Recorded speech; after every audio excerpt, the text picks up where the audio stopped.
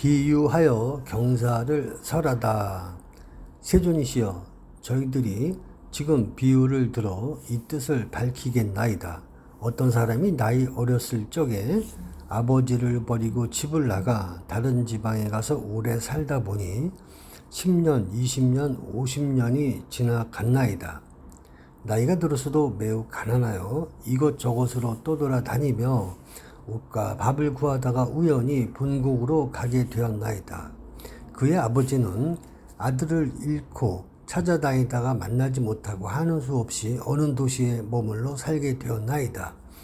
그 아버지는 부자여서 재물이 한량 없으니 금, 은, 유리, 산호, 호박, 파려, 진주 등이 창고마다 가득하였고 남종, 여종, 상노, 고용인, 사무원들을 많이 거느렸으며 코끼리, 말, 수레와 소와 양이 무수히 많았고 재물이나 곡식을 거래하는 이익이 다른 나라에까지 미치어서 장사꾼과 고객이 매우 많았나이다. 그때 아주 가난하고 헐벗은 아들은 여러 지방과 여러 마을을 떠돌아다니다가 마침내 아버지가 살고 있는 도시에 들어오게 되었나이다. 아버지는 아들과 이별한 지 50여 년이 지난 것을 항상 기억하고 있었지만 한 번도 다른 사람에게 이런 일을 말하지 아니하고 오직 혼자 마음속으로 한탄하고 걱정하였나이다. 나는 이제 늙고 자식은 없으니 만일 죽게 되면 창고마다 가득한 금은의 진귀한 보배를 누구에게 전해줄 것인가 하면서 은근히 아들을 기다렸으며 다시 생각하되 내가 만일 아들을 만나서 재산을 전해주게 되면 마음이 기뻐서 다시는 근심과 걱정이 없으리라 하였나이다. 세존이시여, 그때 빈궁한 아들은 품팔이를 하며 이리저리 다니다가 우연히 아버지가 사는 집의 대문 앞에 이르렀나이다.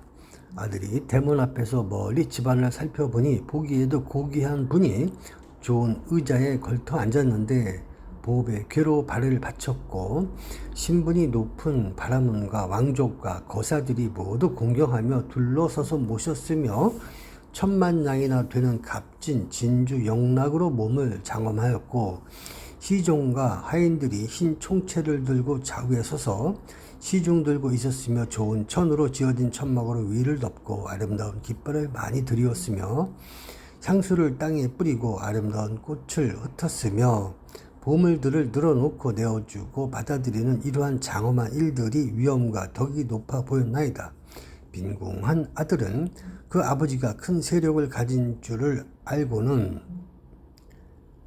곧 두려운 생각을 품어 이곳에 온 것을 크게 후회하면서 이렇게 생각하였나이다. 저분은 틀림없이 왕이거나 혹은 왕족일 것이다. 그러니 이곳은 내가 품팔이할 곳이 아니로다. 차라리 가난한 마을에 가서 열심히 일을 하여 입을 옷과 먹을 음식을 구하는 것이 낫겠구나. 만일 이곳에서 오래 머물다가 혹 눈에 띄어 붙들리게 되면 나를 잡아 강제로 일을 시킬지도 모르겠구나 하고는 빨리 달아났나이다. 이때 대부호 장자는 사자좌에서 자기 아들을 즉시 알아보고 마음이 너무 기뻐서 곧 생각하기를 나의 창고마다 가득 찬 재물을 이제는 전해줄 사람이 있구나. 내가 항상 이 아들만 생각하고 기다렸으나 만날 수가 없더니 이제 스스로 찾아왔으니 내가 원하고 바라던 것이 이루어졌도다. 나는 비록 늙었으나 재산을 아끼는 마음은 변함이 없노라 하고 곧 사람을 보내어 데려오도록 하였나이다. 그때 심부름꾼이 뛰어가서 잡으니 그 빈궁한 아들이 놀라서 크게 외치기를 나는 아무 잘못이 없는데 어찌하여 붙들어 가나이까 하였나이다. 심부름꾼이 더욱 단단히 붙들고 강제로 데려오려 하니 그때 빈궁한 아들은 이렇게 생각하였나이다. 아무런 죄도 없이 붙잡혔으니 반드시 죽이려는 것이다. 그러자 더욱 놀랍고 무서워서 그만 땅에 넘어져 기절해 버렸나이다. 아버지는 멀리서 이 광경을 보고 심부름꾼에게 말하기를 그 사람을 억지로 붙잡아 올 것은 없다. 그 얼굴에 냉수라도 끼얹어 깨어나게 하고 제 정신이 들더라도 아무 말도 하지 말라고 하였나이다. 왜냐하면 아버지는 아들의 마음이 작고 못난 줄을 알고 자기와 같이 신분이 높은 사람과는 어려워서 가까이 할 수 없음을 짐작하였기 때문입니다.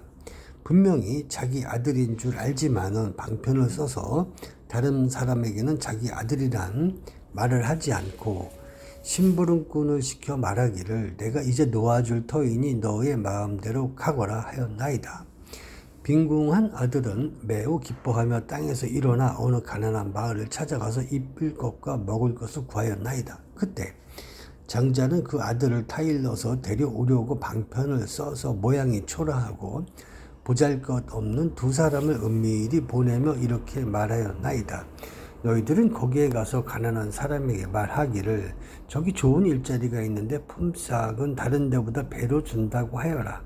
만약 가난한 사람이 허락하면 데리고 와서 일을 시키되 만일 무슨 일을 하느냐고 묻거든 걸음을 치우는 일이라 말하고 우리 두 사람도 그대와 함께 일을 한다고 하여라. 이때 두 사람은 즉시 가난하고 헐벗은 사람을 찾아가서 만나보고 시키는 대로 말하였나이다. 그리하여 빈궁한 아들이 그들을 따라가 손금을 받고 걸음을 치우는데 그 아버지는 아들을 보고는 불쌍하고 안타깝게 생각하였나이다. 그러다가 어느 날 창문으로 아들을 바라보니 몸은 말라 야위었고 흙과 오물이 온몸에 가득하여 더럽고 불결하기가 이루 말할 수 없는지라. 아버지는 그 진주 목걸이와 좋은 의복과 장신구를 벗어버리고 허름하고 때 묻은 옷으로 갈아입고 흙과 먼지를 몸에 바르고 손에는 청소도구를 들고 나가 여러 일꾼들에게 말하기를 너희들은 부지런히 일하고 게으름을 피우지 말라 하면서 이러한 방편으로 아들에게 가까이 접근할 수 있었나이다. 그리고는 빈궁한 아들에게 말하기를 이 사람아 너는 다른 데로 가지 말고 항상 여기에서 일을 하여라. 그러면 품삯도 올려줄 것이요 또 필요한 물건이 있거든 그릇, 쌀, 밀가루, 소금, 장 할 것 없이 무엇이든지 어려워하지 말고 말하여라. 늙은 하인들이 있어서 쓸 일이 있으면 줄 것이니 걱정 말고 마음을 편안히 하여라. 나는 너의 아버지와 같으니 다시는 염려하지 말아라. 왜냐하면 나는 이미 늙었고 너는 아직 젊었으며 너는 일할 적에 게으르거나 성내거나 속이거나 원망하는 말이 전혀 없으니 다른 일꾼들처럼 그런 나쁜 버릇이 있음을 보지 못하겠더라. 이제부터는 내가 낳은 친아들처럼 생각하겠다 하면서 장자는 이름을 다시 지어주고 아들이라고 불렀나이다. 그때 가난하고 헐벗은 아들은 이런 귀여움과 대우를 받는 것이 기뻤으나 전과 같이 머슴살이하는 천한 사람이라 스스로 생각하며 20년 동안을 항상 걸음만 치우고 있었나이다. 이렇게 지난 뒤에 마음을 서로 알고 믿게 되어 안과 밖을 어려움없이 드나들면서도 거처하는 곳은 여전히 그 전과 같았나이다. 세존이시여, 그때 장자는 병이 나서 죽을 때가 멀지 않았음을 알고 빈궁한 아들에게 말하였나이다. 나에게는 지금 금은 보배가 많이 있어 창고마다 가득하니 그 속에 있는 모든 재물과 받고 갚아야 할 것을 네가 모두 알아서 처리하여라. 나의 뜻이 이러하니 너는 나의 마음을 받아서 행하여라. 왜냐하면 지금은 나와 네가 서로 남남이 아니므로 부디 이 보물들을 굳게 지켜 허비하지 말고 잃지 않도록 하라.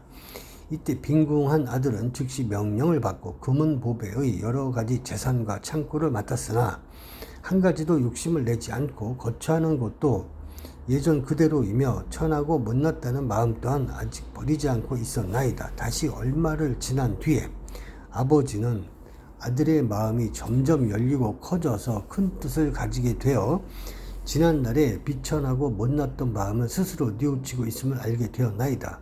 그 아버지가 죽을 때에 이르러 아들을 시켜 친척과 국왕과 대신과 무사들과 거사들을 모이게 하고 그들이 다 모인 뒤에 이렇게 선언하였나이다. 여러분은 마땅히 아시라. 이 아이는 나의 아들이요 내가 낳았으나 어느 성 안에서 나를 버리고 도망하여 50여 년 동안 외롭게 떠돌아다니며 온갖 고생을 다 하였소. 이 아이의 본래 이름은 아무개이고 내 본래 이름은 아무개요. 예전부터 본래 있던 성에서 무척 걱정하며 찾으려고 애를 썼는데 우연히 이곳에서 만나게 되었어. 이 아이는 참으로 나의 아들이요. 나는 그의 아버지니 지금부터 내가 가지고 있는 모든 재산은 다 이 아들의 소유가 되며 먼저부터 주고받던 것도 모두 이 아들이 알아서 처리할 것이요. 세존이시여, 이때 빈궁한 아들은 아버지의 이 말을 듣고 크게 기뻐하며 일찍이 없던 것을 얻고 스스로 생각하기를 나는 본래부터 바라는 마음이 없었건만 이제 복의 창고가 저절로 들어왔도다 하였나이다.